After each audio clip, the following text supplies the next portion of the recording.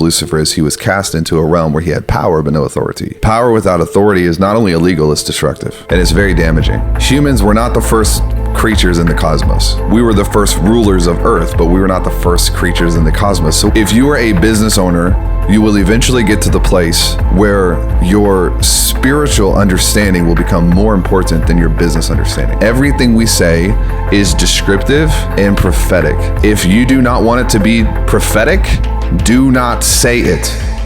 Hey, in this episode, we're going to talk about power, specifically how power works, how it works in the carnal, worldly sense, and how it works in the spiritual. Keeping this in mind, we don't tackle the spiritual side until probably 30 to 40 minutes in.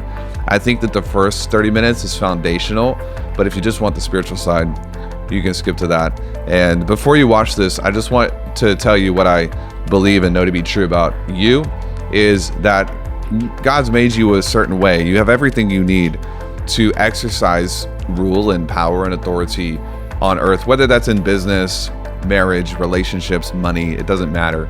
But what happens is we sometimes have the ingredients, but if we don't have like the order of things and the recipe's not put together the right way, you can end up with just kind of like this feeling like I'm supposed to be doing something, I'm supposed to accomplish or move this thing. But because I don't know the order or the keys, I'm feeling stuck in certain areas. So what I would encourage you to do as you go through this episode is just keep in mind that all of the stuff that you need, you already have. What I want to do is help you connect the threads together so that you're like, oh, this is what I need to do with this. I already have this, but this is how I need to use it. And we'll put these things together so that you can truly experience progress the godly way without losing out on the fulfillment that comes from you exercising your gifts and you exercising your talents. Let us know what you think about this. If you have questions, we'd love to hit them with you. See you on the other side. Everyone wants to get to the high places, but if you want to go high, you first have to go deep. What's up, crew? Welcome back to the deep end. We're about to jump, and we're about to jump hard and heavy. It's going to be juicy. It's going to be crispy. Heck yeah. It's going to be all the things. And we're talking about power today, but tell us about your week. Where are we at? This is like, we've recorded like 7 times this week. We've recorded 6 hours of content. Haven't released 6 hours of Boo. content. So that's content's dumb. Yeah. This week's been really fun. I have loved seeing the recent feedback from some of the latest content. Like what? People saying things like they absolutely love it in terms of they're getting content they never knew they needed. What Deep End has done to my head, even when we were trying to find a movie to watch the other night, and we were like, what movie were we going to watch? And I was like, I want to watch something that has a spiritual, supernatural understanding. You know what happens when I Google it? Lord of the Rings. No, just demonic horror movies. Oh. And I was like, wow, we actually know way more about the demonic dark world. And there's tons of movies on it. And then Christians have nothing on the opposite side. You like vampire movies? Like, are you into vampires? No. Are you into fantasy books? It's been a while. Oh man, these are. I think the farthest part I got from fantasy was like closest I got was probably Hunger Games, but then that became a documentary. So dude, we just haven't realized it yet. Jake. Wait, you want to talk about power? We should talk about power, dude. If you want to pick up some Brandon Sanderson books, that almost sounds like Bernie Sanderson. Your life will never be the same. Brandon Sanderson. He is so good. Fantasy books. I've been reading like fantasy fiction since probably 2014. And serious, this is going to sound so weird. Some of like my best ideas are like reading some book about some elf who like is saving the world. Yeah. I'm like, oh bro, this kind of sounds like Jesus. Wait a minute. And they all borrow the same story. Yep. 100%. Speaking of movies, can I tell you this funny story? Yes. My wife is never picking movies for our house again. Ever. Oh no. We on Saturday, she's like, let's watch this movie. One of my mentors told me about it. So we go upstairs, we watch this movie. It's called The Ultimate Gift. And it's a great movie. It's an older movie. And there's a character in the movie, and she's a kid and she has cancer and then she passes away. And then the movie ends. And we're like upstairs crying. I'm like, wow, maybe life is a gift. Maybe I need to. And so the next day she's like, let's watch a better movie. So she goes on Fandango and she's like, this movie looks amazing. It's at theaters. I'm like, let's go. So we go. It's about baseball. Which one? What's this movie called? It's I don't know, dude. Is it called The Forge? No, I don't think so. It's brand new. It's based on a true story. Yeah. This dad is a baseball coach. He's got 2 little boys. Mm-hmm. They're playing baseball. Then the dad has terminal cancer. And he dies. So we're in the movie. We're just sitting there. Not helping. I was like, Lindsay, what is going on? And she's like, I'm sorry. And then I was thinking Sunday night, every once in a while, I'll pray this prayer. I forgot about this. I pray this prayer because God is near to the brokenhearted. Mm-hmm. And I'm like, God, break my heart. Break my heart. Let me feel you. Because I think the culture is so fast moving. Like, you've seen me in seasons where I'll get, like, I just don't feel anything. Yep. It's so mechanical. Yep. Data says this.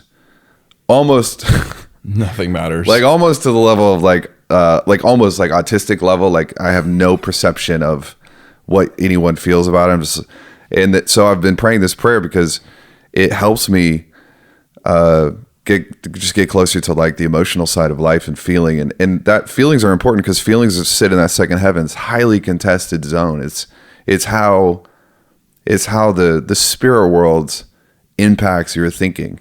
Is you'll feel like, have you ever been in the presence of God and you just begin to cry? Yep. Emotions. Have you ever seen something that is unjust and you get angry about it? Yep. Is it if it rides on this chassis of like our emotions in our gut? And so I'll pray, God, break my heart for something. Like, let me feel either sadness or anger at what you're sad or angry about. And so I prayed that on Friday, and then we watched 2 movies and I'm literally just like a mess. Getting what you asked for. Basically getting, so it wasn't even Lindsay's fault, but I haven't told her that, so don't tell her. Don't tell her. She can't pick movies anymore. All right, power. Power. Back to power. Why are we talking about power? Well, there's a lot of power in your emotions as well. We probably won't talk about that today. Why are we talking about power? Because nothing happens without power. Nothing. Nothing. What do you think of when you think about power? My first immediate thought always goes to people who shouldn't have it. Corrupt power. Yes. Like Okay. right off the gate, which is actually pretty sad, which is not a good thing. What do you think about, that's probably because your upbringing. Yeah. What do you think about when you think about powerless? People that I want to help, people that have been stripped of it. Yeah, people I want to help, be there for them, to have their back. Would you say that if I were to ask you, do you want power, do you not want power, what would your answer be? I want power, 100%. Okay. Yes. It's good to want it. So power structures, and we're going to talk about several of them. Power structures work according to a set of rules. So when you learn the rules, you can actually use power for good, or you can use power for bad. And this is the caveat that I'll put in this. I'm going to teach things that you may not be able to find in the Bible, because you can't find youtube.com in the Bible, and you can't find Lyndon Johnson in the Bible. But if you study Lyndon Johnson, you can see that he was a political mastermind at accruing power. You can't find Ben Franklin in the Bible. You can't find, so we gotta back away, and we're gonna use scripture as a lens to kind of judge left or right. I saw this comment on YouTube, and he said there's nothing special about humans except for God loves us. Stupid. False. That's pretty sad. Scientifically inaccurate. And if that's your viewpoint, then you're just a homeless vagabond who can't ever do anything. Like, you're never going to help anyone else, because you don't even view yourself as a proper container for power. So how we view ourselves is quite important. Yeah. Because if God wants to give you something, like God wants to give you coffee, okay? And you are this this giant, huge coffee cup with People apparently comment on how big it is sometimes. apparently this is I guess like a demonic thing. Someone said It's a siren. a siren. Mm-hmm. Well, I love them, so I love this because it represents coffee to me.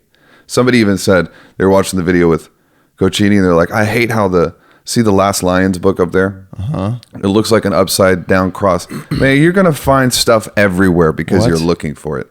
I guess you can sort of see it if you like Photoshop it. Yeah. But just stop. Like, don't be that person.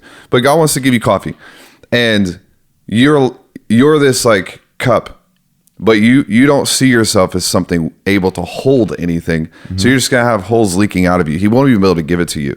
So power structurally, if we can learn the rules of how do I create power internally, how do I create influence in the world, influence in my job, influence in my relationship circle, then when God gives you something to do, you'll actually be able to do it.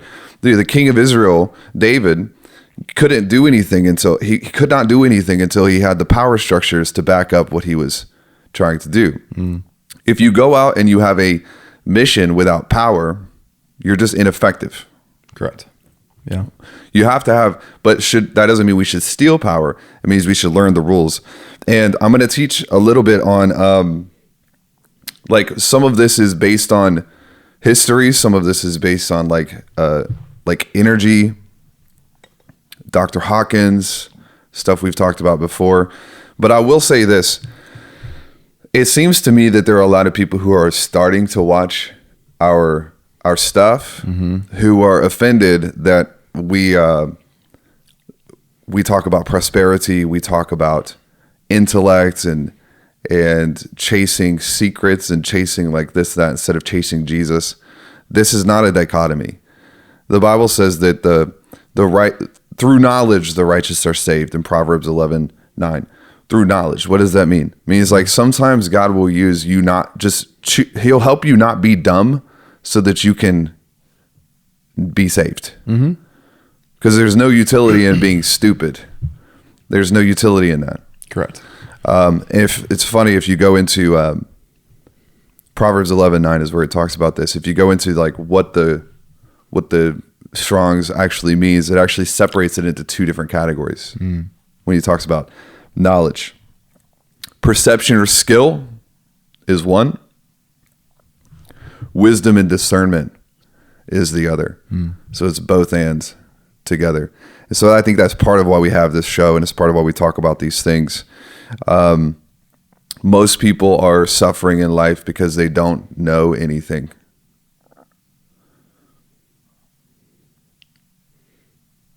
It's pretty true. Like, they can't even articulate what's happening, let alone understand it. They don't know what their values are.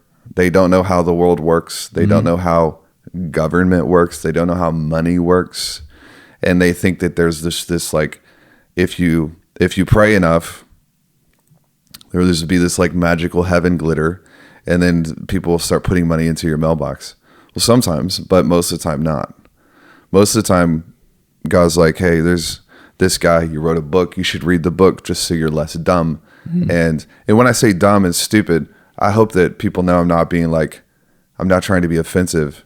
I'm using like a clinical term, like if you have zero intellect, then there's no measure of authority you're going to have. Right. You know what I mean? You disagree with that? I know, I agree. I think one of the things that is coming to mind for me is specifically when I met you, there was a big perspective shift when I came to Nashville. Your environment seems to play a big role on your own. Can you talk about perception of power? Because I think I had a very different perception of power before I came to Nashville. And I could see a lot of people seeing, especially content like this, maybe places like I grew up or different parts of the world, perception of power. What does that look like? What is perceived power? What is real power? I'm curious on those subjects because I want to learn about it, but it's really, if we have that context behind it, I think it'd be really helpful. Yeah. So the perception you're talking about is like these glasses. Like, so when I'm wearing glasses, the light is coming in from the room. The light is going in through the eyes. It's being reconstructed in the brain. Mm-hmm. This is how eyesight works. But if there's a problem with your filter, the eye, then it can't it can't capture the specificity necessary to recreate the image. So it's capturing bits of it. Like, do you have 20/20 vision? I think it's like 20/25 or something like that. Oh, great. Does Heather? I have no idea.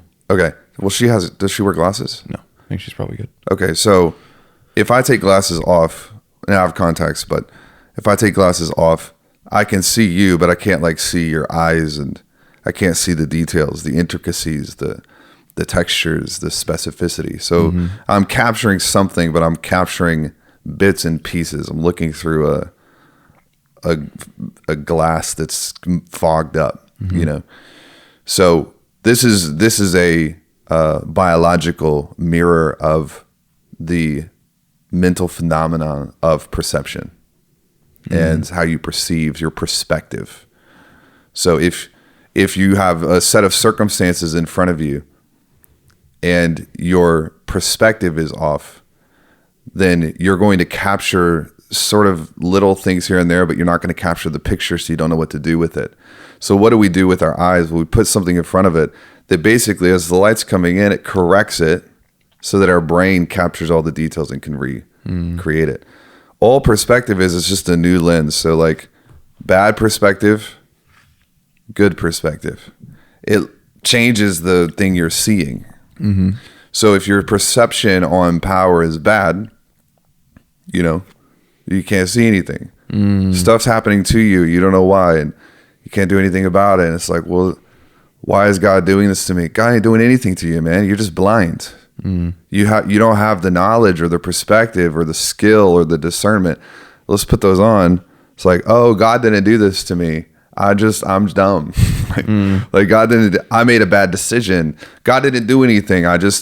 I made a choice to go here instead of going here. And it actually corrects the way that information comes in and is reassembled. Does that make sense? Yes. So there's actually a really good quote on this. A guy named Gene Simmons talks about this. He talks about power a lot. He says, we forget that gaining power is perhaps the only way to enable ourselves to make a difference in our lives and the lives of others. The man who gives away his only dollar is a virtuous soul. We would celebrate that. Oh, man. He gave away $1. Well, let's not be Christian for a second. Let's just put away that for a second. You gave away $1. Who'd you help? No one in the world. No one. Your dollar does nothing. People are going to be like, oh, that's not what Jesus said. No, hold on. Just suspend it for a second and let's look at power structures. It's a virtuous soul, but when you compare that, Gene says, to the rich and powerful CEO who gives away $500 million a year, the $1 is not making much of a difference, regardless of how noble your intentions are. You can't help people if you don't have anything to give them. You can't be generous if you have nothing. You can't give someone a house if you don't even have the means to get the house. And it's not all about money either. Sometimes it's about time. People can misconstrue money or misconstrue power and just like think it's prosperity. No, picture the single mom who is working 2 full-time jobs. She got 3 kids at home and she's stuck and she doesn't have any time to invest into the things that matter to her and that she is fueled by. Well, this represents a lack of power as well. Because if you understand how power structures work, then you can create a life that enables both and. So that's the perspective that we have to catch. And then you have like the financial systems, and you have the governmental systems, and you have like the socialism that's kind of pervasive in the country right now. But human beings, like, we cling to hierarchy. Humans don't want to, like, we don't want, you know, the Ukraine-Russia thing. So there's this trans movement. This is like a year ago. I like literally just remembered this. I have never talked about this before. It's a bunch of trans men in Ukraine who got called up to the army and they didn't want to go. Oh boy. And then they're like, well, we're not men. We'll go back to being women. Wow. Why? Because true equality is equal responsibility, like across all realms and walks of life. So what humans really want is we want the best of one world without the responsibility attached to the best of that world. Correct. So no matter how you slice and dice it, you look through history and tribal hierarchies form everywhere. Not because like, well, this person's just like a better human than you. That's not necessarily it. It's like, yo, he's big, send him to war. Mm-hmm. And she's smarter than you. So he's dumb, send him out. He can get killed. He can go to war. She's smart. Put her at home. Yep. Put her in the tribe. Or vice versa. This dude's little, but he's really good at hunting, but he can't talk. Don't let him open his mouth. So he's not in charge of, he's not the front face of the tribe. He's the one that's going out and getting food. So the power structures are like, they even work on chemicals and neurobiology. Like you are going to be placed into the appropriate lane for your giftings. You'll never see someone quite as powerless who's trying to be something they're not. Ever. And you'll never see someone quite as powerful as someone who is perfectly lined up in their lane, doing what they're gifted to do. You're being real quiet. So just... That's good. I'll pause. I was going to say, can you go deeper there? I think one of the question that's coming to me is, we talked about this a little bit earlier, is I think a lot of what I see is people think that they're powerful, but they don't realize that they're not. And they're powerful in a very like small little circle, in that confirmation bias creates a perceived power in their head, but they don't realize it to the rest of the world. They're actually quite powerless. So how would you define, how do you know, maybe you're going to get to this, how do you define knowing if you're powerful or if you don't have power? How do you define that? So I think we're all powerful, but not all of us have power. Mm-hmm. So we all have been granted power, but not all of us have power, because power bleeds out of yourself.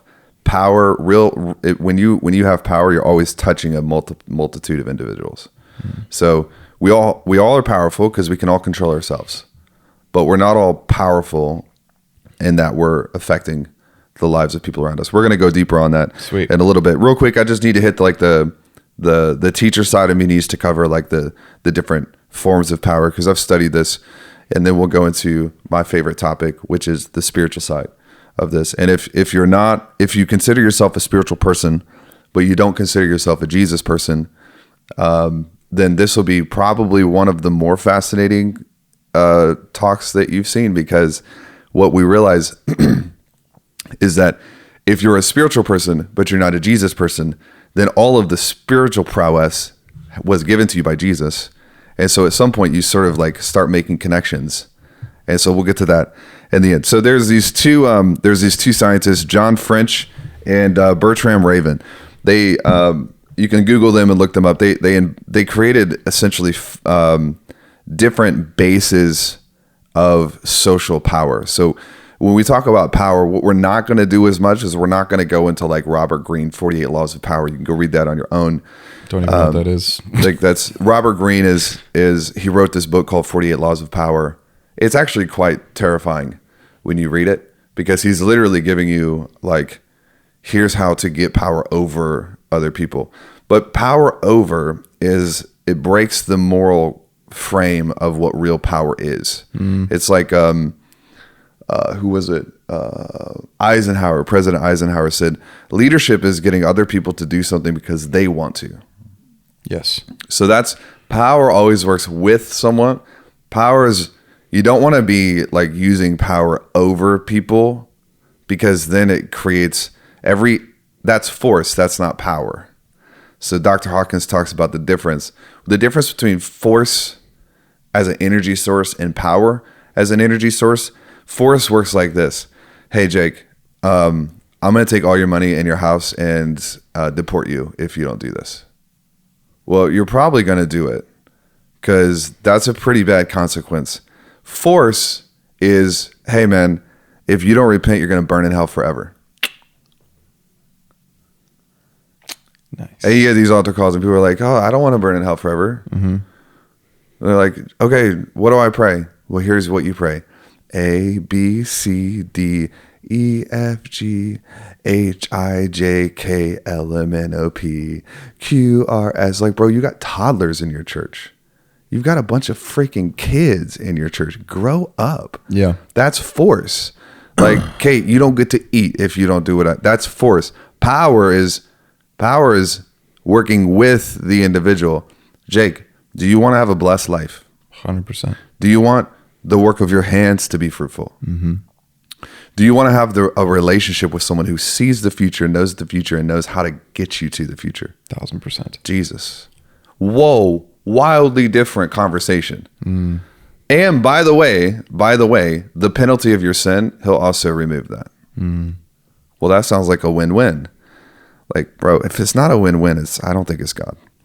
But we don't have time for that. So these guys break down the different forms of social power. So here's what they are. Reward power. This is number one, reward power. This is the ability to mediate rewards. And they're taking this from thousands of years of tribal history. So when you look at before government, before centralization, before we organize how sociology works, tribes had baked in this sociology. And why is that? Because we didn't invent government. We didn't invent psychology. We inherited it from the elder race. We inherited all of this stuff. Humans were not the first creatures in the cosmos. We were the first rulers of Earth, but we were not the first creatures in the cosmos. So where did we get all this stuff? We got the 200 Watchers that came down, and before that, you had like all this government of the cosmos. There's a government. There's a monarchy in the cosmos, right? Mm-hmm. And then there was conflict in the cosmos. And then when you look at all the structures that exist in heaven, we just copied it. Mm-hmm. So like people are like, well, we came up with government during, we saw what the French Revolution did and we copied the court system of, no, bro, all we did is we took the original blueprint, and then as humans tend to do, is we like tried to change all of it, and all of it eventually just goes back to match the original blueprint. So these tribes, 100 people, they had sociology, and they said they had governance and mediation. So reward power is the ability to reward someone for doing something you want them to do. Coercive power, this is force. This is what we're talking about. This is where you have the ability to punish someone or attach costs to bad behavior. Mm-hmm. So have you ever gotten a ticket for like your plates expired and you didn't like redo your tags, and then you have to pay a fine? You probably haven't because you're a golden boy. You never did anything wrong. Not yet. One time I was in Memphis, and I got pulled over, and I was like, I wasn't doing anything wrong. And he's like, your plates are expired. I was like, what? I didn't know you had to like, it's like probably 15 years ago or something. And like, yep, you got to go to the courthouse. So I go to the courthouse, and I go to the person, the judge or whatever, and she's like, how do you plead? And I was like, I've never done any, I've never even seen a police officer before. Like, I don't know what to do. And it's this, it's this big black woman in Memphis. And it's like, I've never even gotten a ticket. Like, my parents barely ever got onto me as a kid. I don't know what I'm doing. Like, I'm sorry. So I plead guilty. And she's like, honey, go talk to the people at the front and go order some new tax. Like, she was totally graceful. Mm-hmm. But this is coercive power because you can be punished for bad behavior. Mm. This is largely how government structures work, is through coercion. You have legitimate power, which is based on the perception that one has a right to prescribe behavior. Mm. This is legitimate power because it's based on the choice of the many, the group. This is how America was sort of supposed to work. Like the governing body, we vote. You have the legitimate right because we said you did. We believe that you're the best person to lead us. George Washington gets popped up. He doesn't even want to be president. But the people are like, yo, you're the most legitimate candidate we have. So this is legitimate power. They weren't choosing Washington because they were afraid that he was going to hang them if they didn't. There was no coercion in it. He didn't even want it. Referent power, which is based on other people's willingness to affiliate with the potential or particular individual. So, you know, social cliques. There's always a leader in a social clique. Have you noticed that? Yep. So if you go to a church, you go to a business, you go to an event, there's always these little cliques and these pockets. And there's always a front man or a front woman who's just sort of like been assigned. And usually in the younger generations, it's because they're loudest or craziest. In the older generations, it's usually because they've got something that other people want. And they feel like if they can just get behind this person and agree with them, they want to follow it. Is this making sense so far? It's making sense. Okay. Expert power, based on the perception that someone has this particular set of skills, knowledge, or expertise, and therefore they want to do what the person is saying. So when you go to a doctor's office, if you have broken your arm and the doctor's like, here's what you need to do, you do it. Yep. Because they have a ability to control your behavior through their expertise. Now, this has also been misused like all over the world. Because they'll be like, well, hey, just go get this shot. And it's like, well, now people are starting to be like, I don't think you actually are the expert that I thought you were. Yep. And so you see this power being reallocated to other people. So power is just always moving around. And it's like it's always sloshing around, moving around. And the better container you are for the power, the more you're going to hang on to it. But this is expert power. When you have like business gurus, like in my day job, people will get on a call with me, or they'll come to an event. They'll say, you need to do this, this, and this. And then half the room goes out and does it, and they make money. Half the room doesn't because they disagree with it, which is dumb. It's like, bro, if you had the intellectual capacity to disagree, you shouldn't be here in the first place. And you'd have all the results you wanted. Yeah. You know what I'm saying? Like, yeah. And it doesn't bother me. It doesn't affect my life. I'm still in this house. I'm still in the city. My business is still going. Yeah. Who does it affect? It affects you. So it's an important skill to be able to actually audit who has real expertise and who doesn't. You should be able to tell. It should be a discernment thing. Yep. Like when people watch this content, my hope is that you don't just take everything I say hook, line, and sinker all the time. Like, feel it. Yep. In fact, Dr. Hawkins says this one quote. He says, human beings have the peculiar ability to discern what supports life and what doesn't. So you should feel it. I hope that you're learning how to like practice your discernment. He said this thing and it doesn't really sit right. I don't know. I can't explain it. It just feels off. Yep. Had that happen before. With me? Oh yeah. Tell me. Give me one example, bro. Sometimes it's like. Sometimes it's not an example. You're acting like a wife right now. Okay, I'll give you an example. From sales days, if it was. Oh, come on, dude. That was like 5 years ago. Okay. Well, you said you wanted an example, so there you go. Sometimes the advice is like just such spur of the moment, doesn't have context for what's actually happening. And so if I actually did it, it would wreck my life. It wouldn't work. So sometimes I have to take what you're saying and realize it's a principle and it's not what I need to go do right this second. Because that would actually probably kill me. Not physically. Not physically, but for the record. just put stuff way out of whack. I've never told you to jump off a bridge. Can I put something in that I thought just won't go out of my head for a bit? What I think about power is I think about the ability to be unbothered. Okay. I think about somebody who is unbothered. That's new age, bro. True. That comes from level 700 to 1,000. So the longer your time horizon is, the less bothered you are by stuff right now. But the reason I say that that's new age is because there's a model that talks about how you can change the importance factor of your life. And the lower you can get your importance, the cleaner your decisions are usually going to be. Wow. That requires a lot of, we'd have to do a whole video on that because if you take that out of context, it goes wild. Here's the last, this is informational power. This is based on the belief that one is in possession of valuable information. Again, if you are exploring uncharted territory and you have a guide with you, that guide has power because they have information that you do not have. This is why the prophetic realm both works and you can go crazy at the same time. Because when somebody gives you like a word or a word of information, or like, I saw this and it was in the future and it was here, there, and blah, blah, blah, blah, blah, blah, blah. Like I just shared with you last night, something that someone shared with me. This is a form of power because you have information that someone else does not have.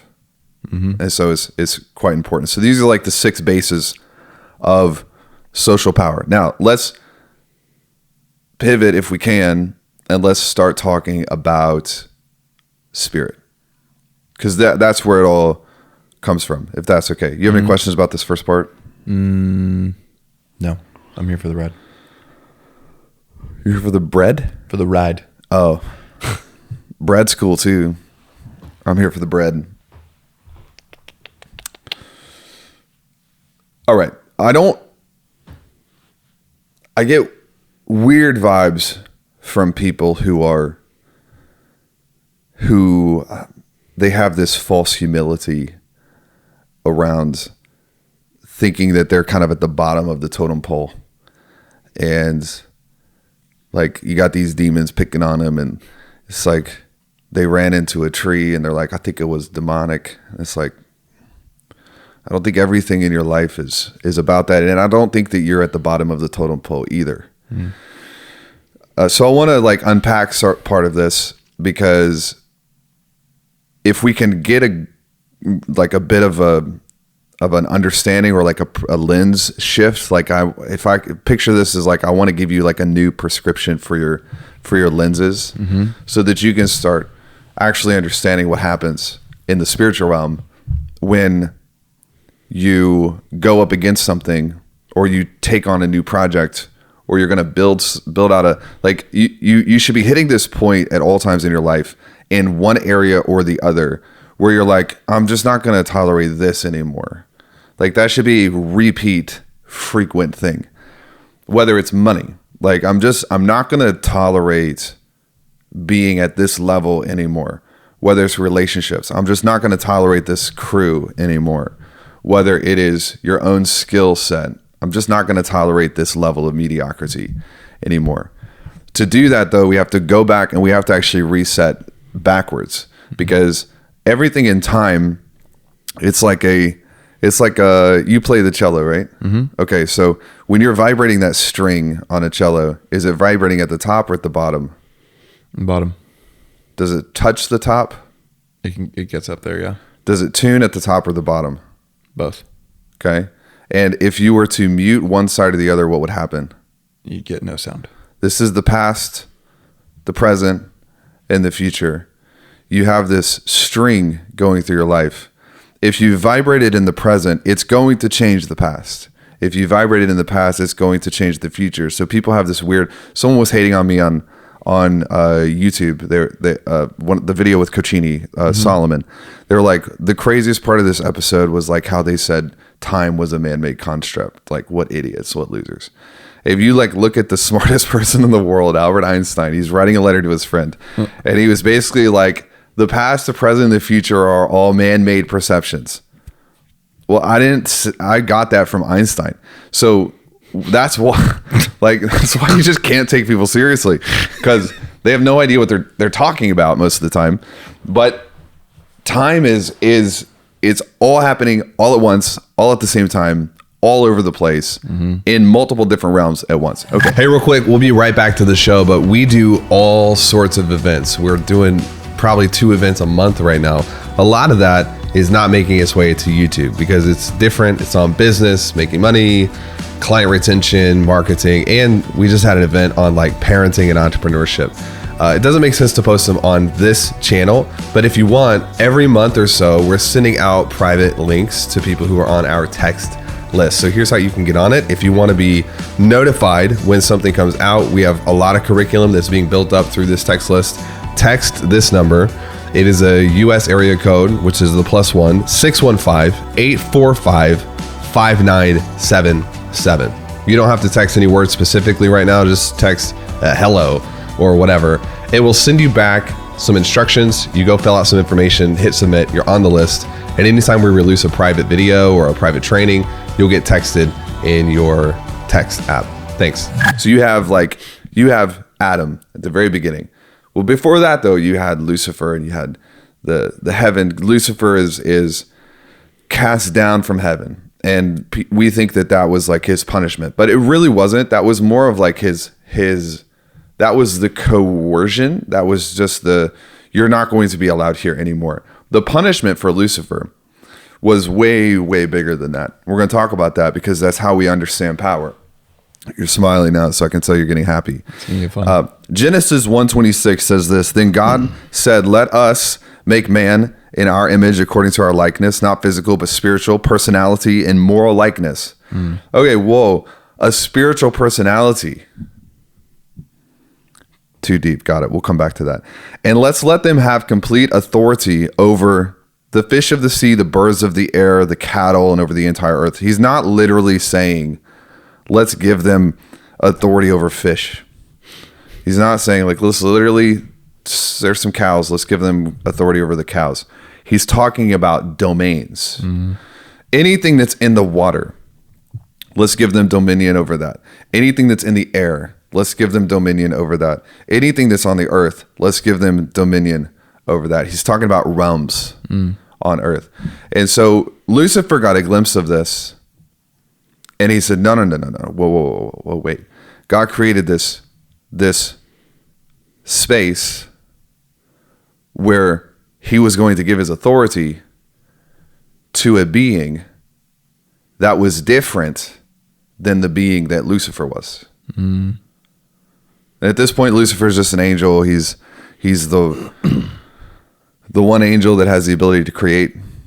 None of the other angels can. Really? Well, because music, if you're like ministering to God's heart, you're creating songs. And all the angels are singing those songs. Whose songs are they singing? Yeah. So God's literally saying like, I'm going to give this race of people the ability. Why did the other angels not freak out about this? About which part? About not being able Lucifer to create? saw that God was about to create these other people. Why did the other angels not? Because they weren't threatened by something they already didn't have. They didn't have the gift anyways. They couldn't create. Lucifer did. So he's like, well, we're not going to create an equal to me. This is essentially like the way that, where can I find this in the Bible? Bro, go pray. Stop bothering me with that. Go pray about it. Go read the Bible. Do your own. Don't bother me.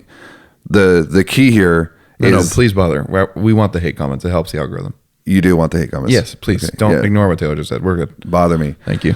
So Lucifer's cast down, but God had already given his authority to a different group.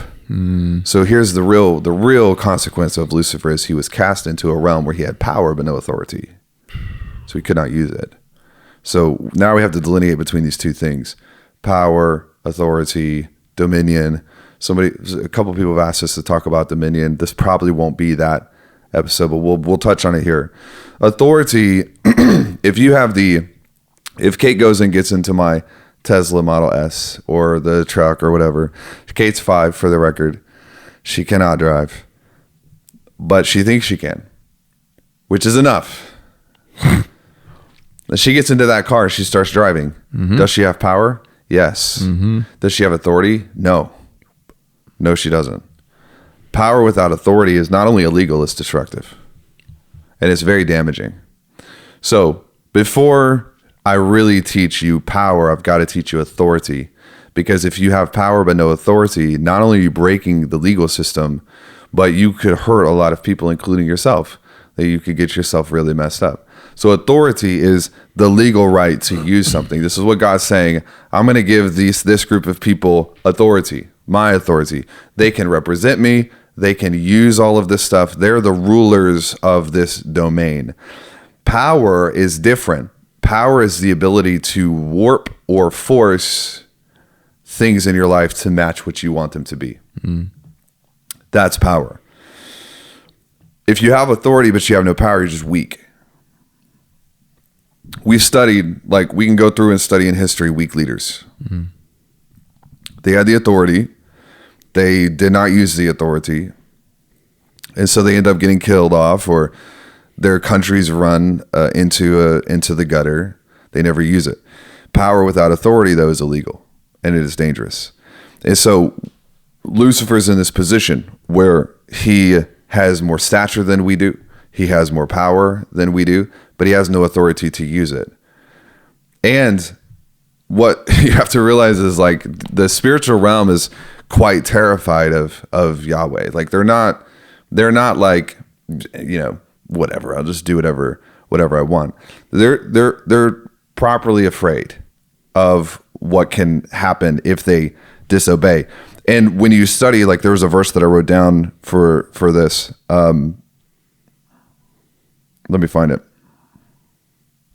It talks about judgment, and it talks about punishment.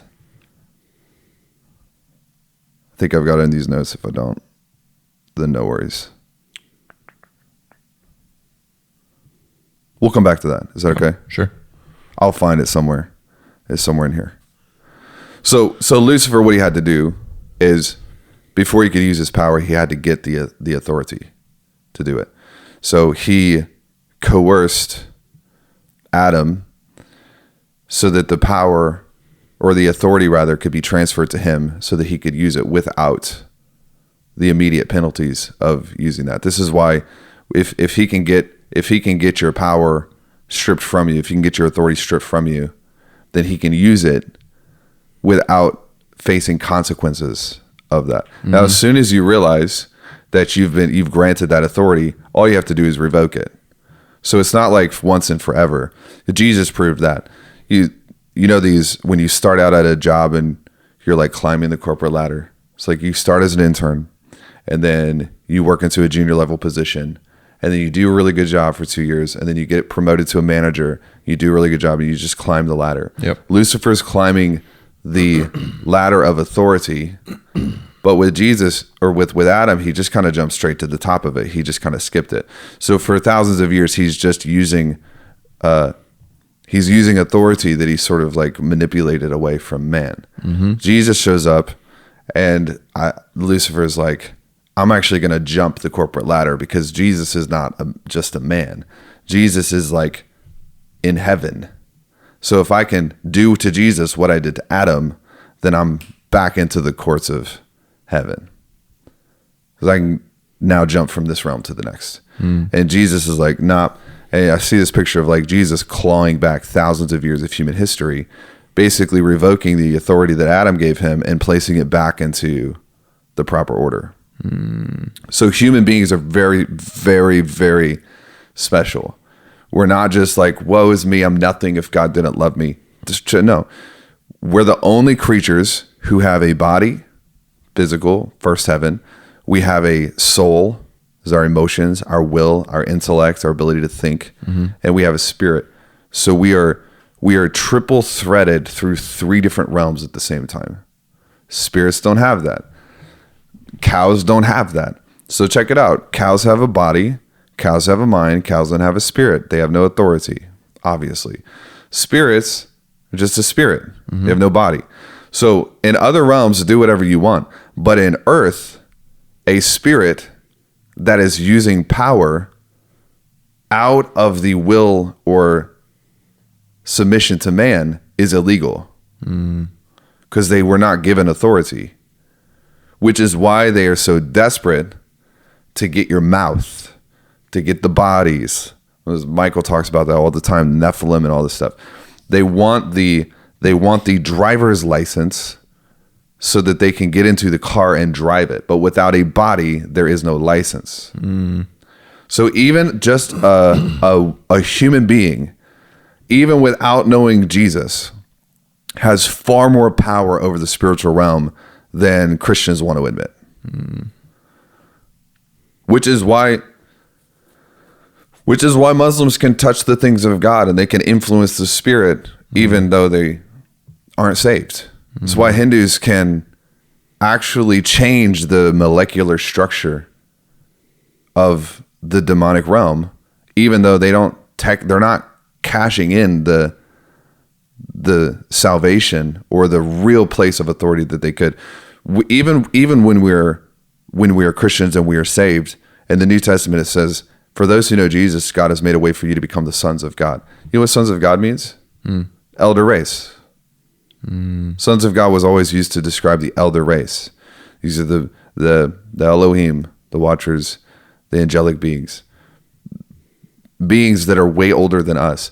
And so we have this bridge through Jesus that not only allows us to fully function in our authority, but the authority is given because we are a man. The authority is not just given because we know Jesus.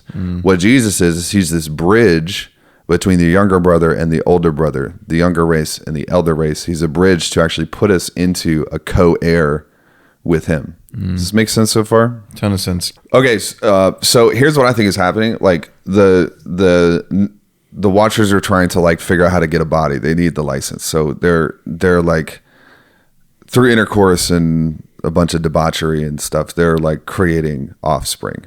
They don't know at this point how to, like, they're not creators. They can't be creative. They can't put things together. This is why we're like, when David talks about, he says, what are mere mortals that you should think about them? Human beings that you should care about them. This is Psalms 8. Yet you made them only a little lower than God. So when people are like, well, humans are like, it's God, angels, humans. Nope, it's not. Actually, that's bad. That's incorrect. I don't even want to get into theology. It's just like literally read the Bible. It's written in English. You can read it. Now read it and understand it. A little lower than God. And then it says 1 Corinthians 6:2. Don't you know that the saints will judge the worlds? That the saints will judge the angels? Okay. So we got to fix the hierarchy here.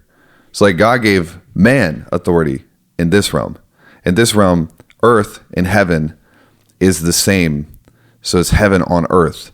So heaven's a dimension of this. If it's on this earth, you are the top of the totem pole underneath Jesus, not some demon. So we don't need to be like, oh, I did this thing. And so like, I'm now like getting persecuted by demons. Just tell them to stop. They don't have permission to begin with. It's illegal. Yeah. Now that doesn't mean they won't do it, but it means can you commit a crime and not be caught? Yeah. And what's your punishment for that? Just the internal battle. That's it. Nothing. Yeah. There's no punishment. So, but if you see somebody like stealing a purse and a police car is right next to you, you're like, hey, look at that person. Yep. What are you doing? You're making sure that gets punished. Here's a person with authority. There's a person that's breaking the law. Yep. Can you do something? And then that person goes to jail. Yep. So we have this demonic realm, this spiritual realm, and then we have demons that they don't have authority to do stuff. They don't have. So if you're a Christian, if you have if you have Jesus, it's literally like, hey God, will you look at this? Hey, will you look at what is happening with this? And they're just gonna run away as fast as they can. Why? Because they're breaking the law. They're illegal. Yep. Jesus figured out, obviously, because he's God and he can figure this stuff out. He figured out how to get a body. Even God followed his system. Why did God not send Jesus as just like the Spirit of God, the Holy Spirit? Well, Jake, he honored his own system. If you send a spirit without a body, they don't have authority. Therefore, Jesus had to be a body. It's like, oh man, you're putting rules. No, God put rules on God. God needs man. Have you ever heard these preachers say God doesn't need you, he wants you? Yeah, it's always like a both and. Both sides are true. Bull. Not true at all. Because God doesn't break his own rules. God needs man because he chose to. Satan needs man because he was punished. Both need man because both have to follow. Like, God is bound by his words, true or false? True. This is what God said. So he's honoring his words in this. That'll be a great short. Every pastor in the world is going to hate that. Why do you look so uncomfortable right now? It's because Micah even said while he was on the show, he's like, God doesn't need man. Except for he said he did. Right. So You're not the first person I've heard from. I can see both, and like God doesn't need because of his power, and he needs because of the system he set up. If It's he like both are doesn't, true. if he doesn't use you, who will he use? Someone else. Another man? Probably what Micah said is God doesn't need me. But God does need a man or a woman. Because that's what he said. Yeah, and he does say that to Isaiah, who then can I send? Here it is, Hebrews 2. This is what I was talking Why about are you with smiling like that? Because I love it when the dots connect. You just love being right. No, it's stop it. You're gonna make more people be like, Taylor's not teachable. No, you're right. I get it. I am teachable. I promise. You just have to show me something that makes more sense What you're saying makes than a the lot of sense. Bible. Go ahead. Hebrews 2, for the message God delivered through angels has always stood firm, and every violation of the law and every act of disobedience will be punished. This is why spirits want authority so bad, because they know that there's punishment being accrued up. Like every time you don't pay your credit card bill, you just get more interest the next month. It's an accrual system. So when someone, this is why it's good news when you are feeling like you are being attacked or you're being resisted, because there is something about your life and your gift and your calling that something in the demonic realm says, yo, this accrual, this credit card, this late fee interest, worth it. They're accruing punishment. So if you're like Jake, we've talked about this. You've gone through seasons of your life where it's like, man, it's just one thing after another. Good. That's great news, because that means that some person, being, entity with power is going, yo, Jake's a big enough threat that I will rack up and pay this accrued punishment just to mess him up.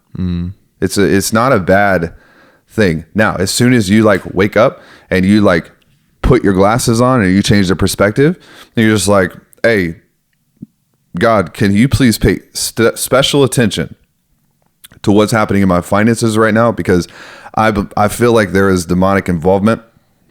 They're stealing from me, and it's illegal. I pray you would write their names down and deal with them. Most of the time, they're like, time's up, because they don't want to go in front of the judge. They're still in the old system. Mike also said this. He said, I'm thankful Jesus gets angry with his enemies. They don't want to deal with that.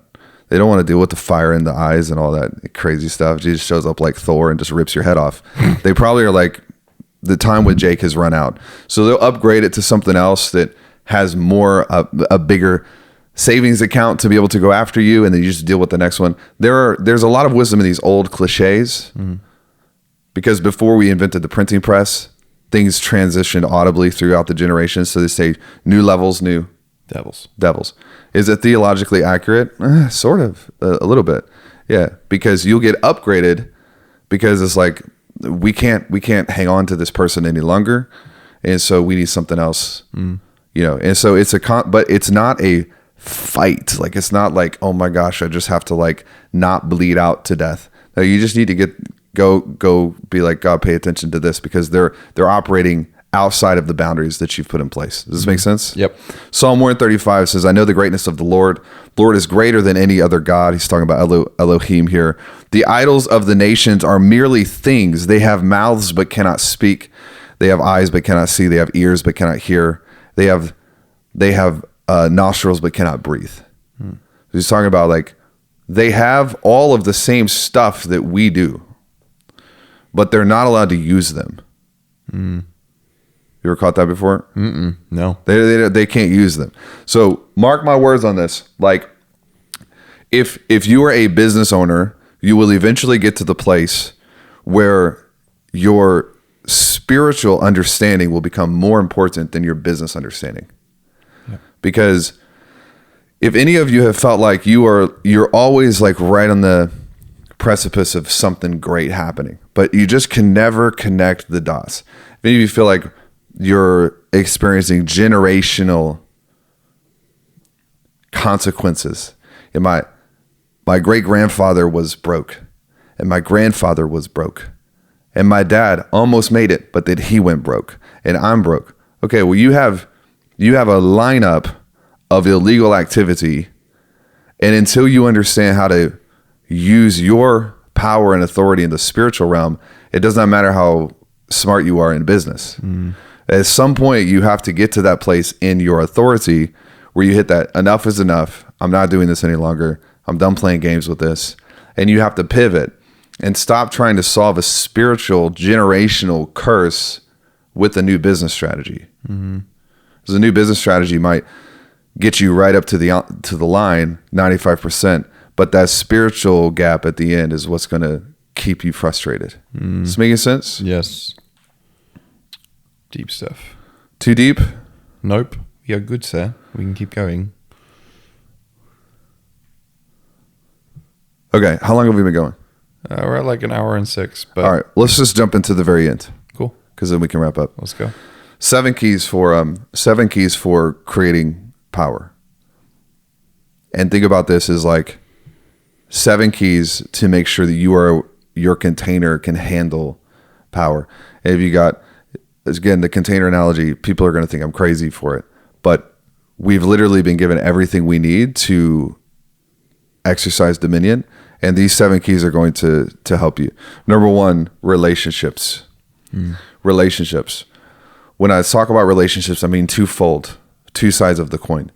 Number 1, you can start praying for relationships that God wants you to have, that can provide opportunity, that can provide promotion, that can provide advancement. Most godly promotion comes through relationship, not coercion. Yes.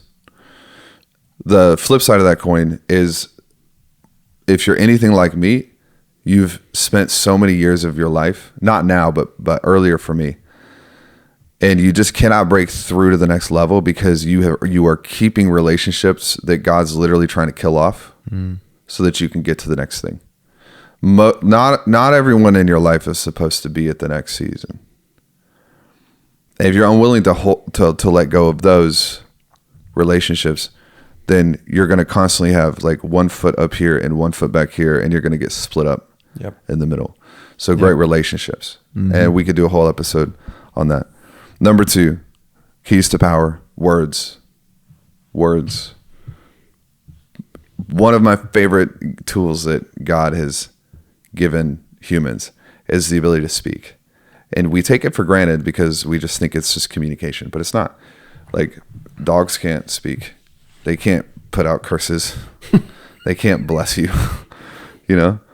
Like, but you have the ability to actually speak things over your life. Romans 4:17 says, God who calls things which are not as though they were.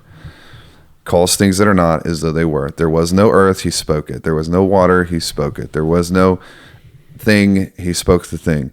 And so we have a whole episode on maybe it was on financial, get control of your finances. Yes. I think a lot of it is about words.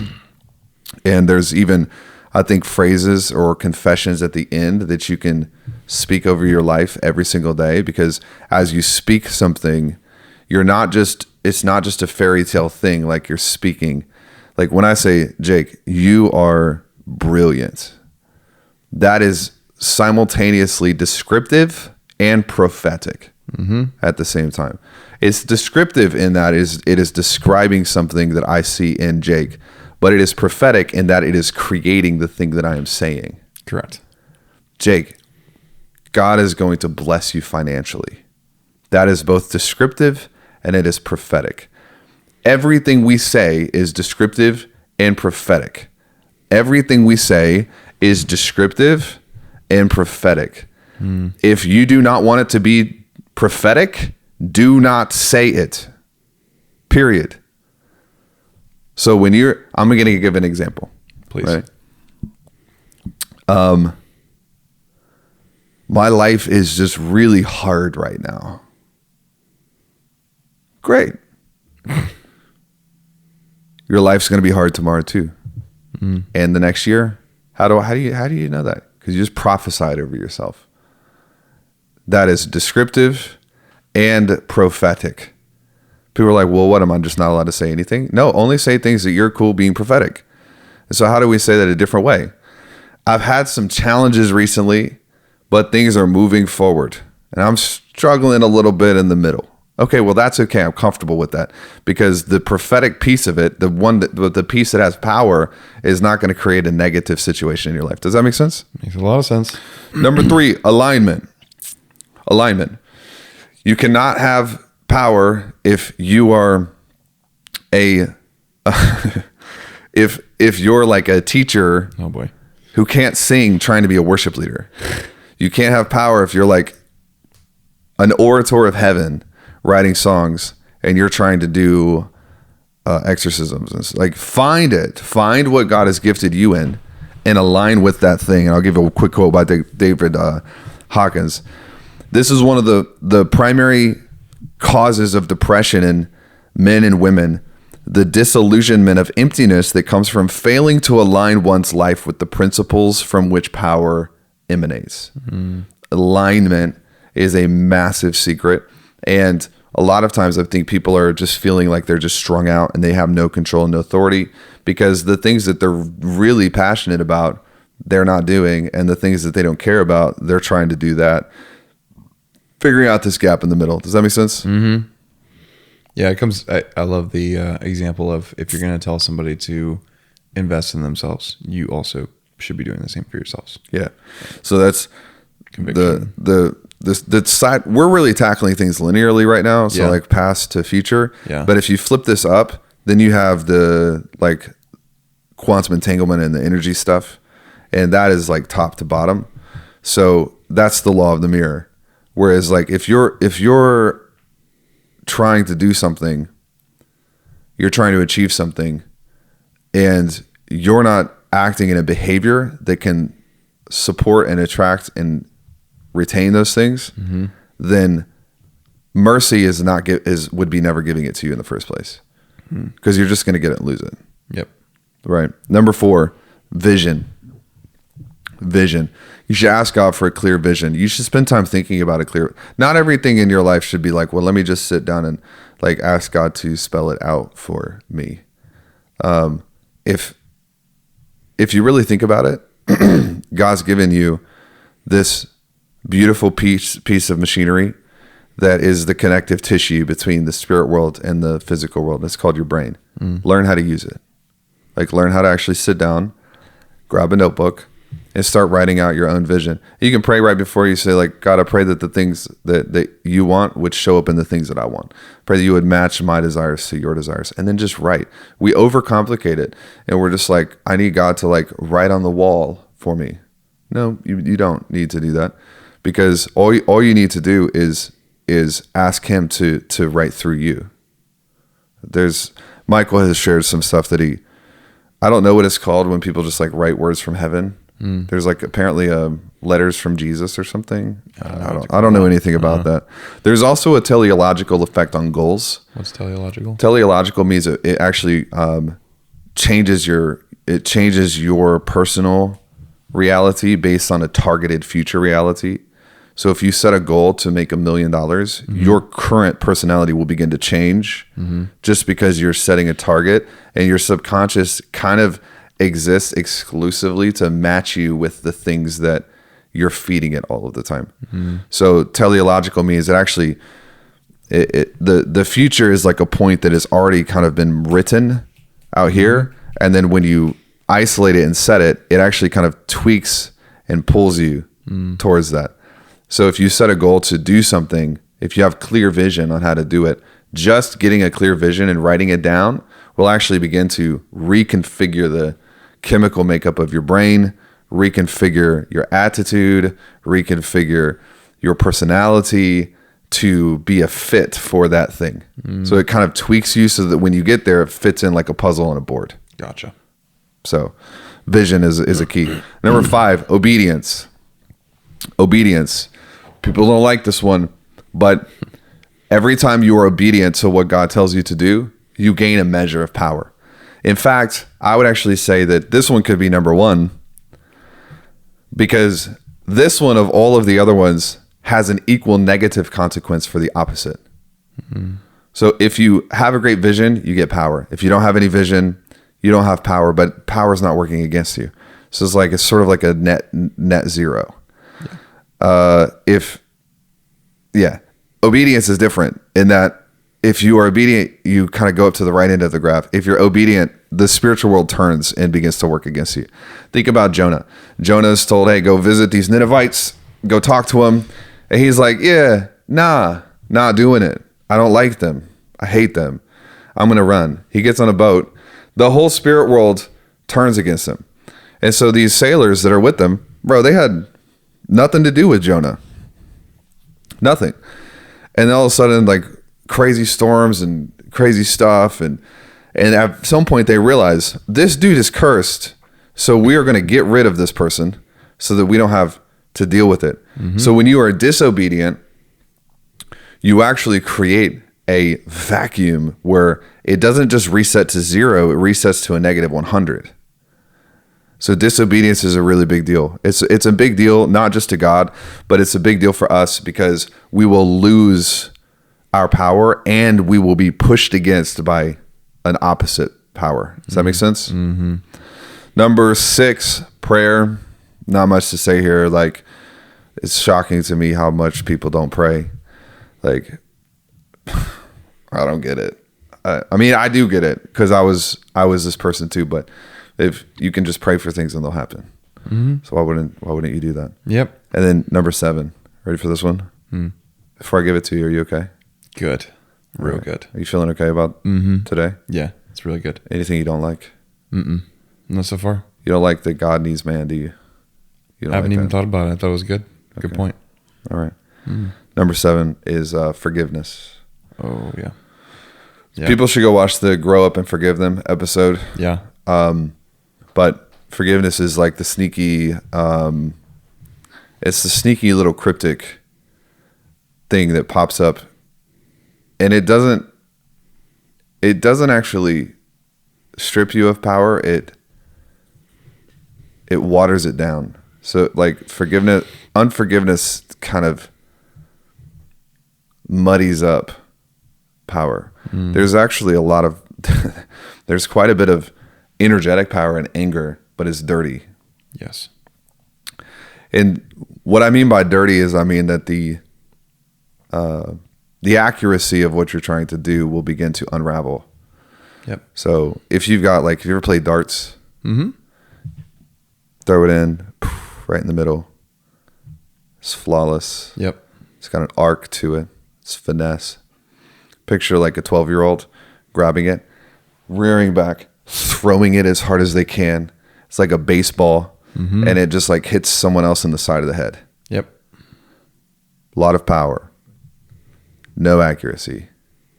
That's what unforgiveness does to...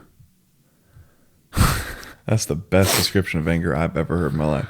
So we can work ourselves up and we can get this yeah. I'm going to move heaven and earth and I'm going to move this situation. That will never happen to me again. I will never trust someone again and I will punish them. And you end up like, bro, you have such power that's so dirty that it can't hit any target. So you might feel for a little bit like you're moving forward. Yep. You're just waking up, hanging on to it. It's like, yes, like I'm in control now. I have autonomy. This is never happening. But until you forgive them, you'll never hit a target. Yeah. It's going to spew all over the wall. Yep. That's really good. 1 through 7. Any questions? Any thoughts? Any concerns? Any heresy?